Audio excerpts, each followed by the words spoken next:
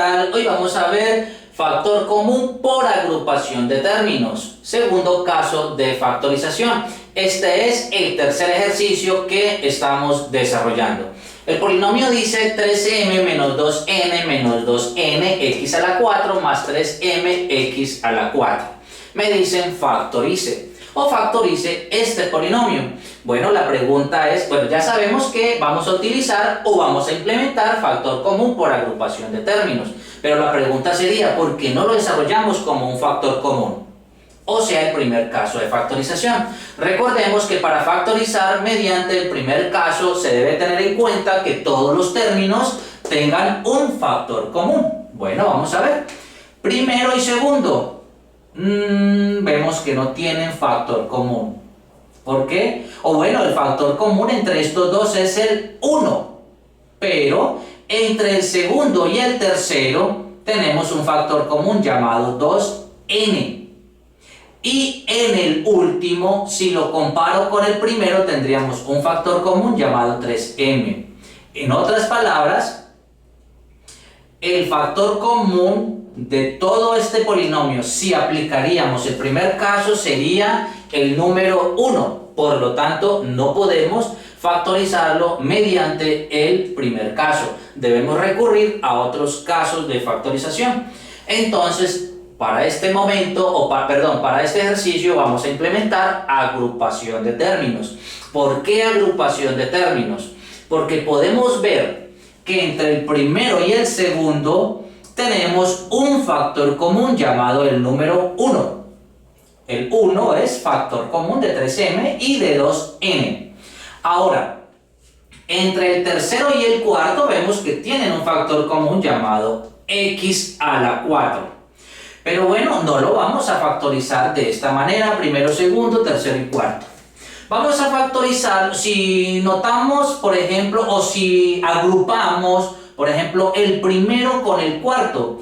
Primero con el cuarto, vemos que hay un factor común llamado 3m. 3m. El segundo con el tercero tienen un factor común llamado 2n. 2n. Entonces voy a utilizar, voy a agrupar el primero con el cuarto. Vamos a agrupar el primero, primer término, 3m con el cuarto más 3mx a la 4. Hemos agrupado el primero y el cuarto término. Ahora vamos a agrupar el segundo con el tercero. Bueno, aquí hay algo muy interesante que debemos de tener en cuenta. Voy a sacar o voy a ubicar el signo menos. Al ubicar el signo menos y abrir un paréntesis, los dos términos van a cambiar de signo inmediatamente. Repito, si voy a utilizar el signo menos por este signo de acá, entonces los dos términos que van a ir dentro del paréntesis inmediatamente cambian de términos. Entonces ya no va a ser 2n negativo, sino positivo. Y 2n también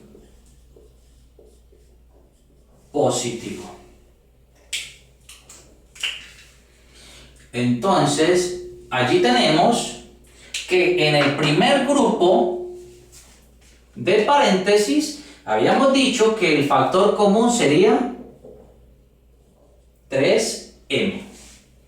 Entonces el factor común tenemos que es 3m.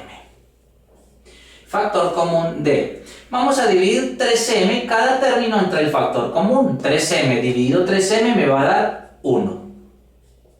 3m, x a la 4 dividido 3m me va a quedar x a la 4. Decimos que el factor común de acá tenemos que es 2m. Entonces vamos a extraerlo y tenemos 2m. Entonces dividimos 2n entre 2n me va a dar 1 más. 2n x a la 4 dividido 2n, tenemos que es x a la 4. Entonces, como hemos llegado al mismo factor, o sea, 1 más x a la 4, 1 más x a la 4, o sea, hemos calculado el binomio factor común, por lo tanto, vamos a señalarlo, este es el binomio factor común. Recordemos que siempre debe salir idéntico, no puede cambiar de signo, uno de los dos no puede cambiar de signo, deben de tener los mismos signos para saber que ese es el factor común o el binomio factor común. Por lo tanto, la respuesta sería 1 más x a la 4, ¿factor de quién? De los términos que me sobran, 3m menos 2n. 3m menos 2m. La factorización de este polinomio es 1 más x a la 4, factor de 3m menos 2n. Recordemos que si multiplicamos este binomio por este otro binomio, debe darme el polinomio original, para darnos cuenta pues que el ejercicio quedó bien hecho o bien realizado sus operaciones. Eso es todo, nos vemos en la siguiente clase.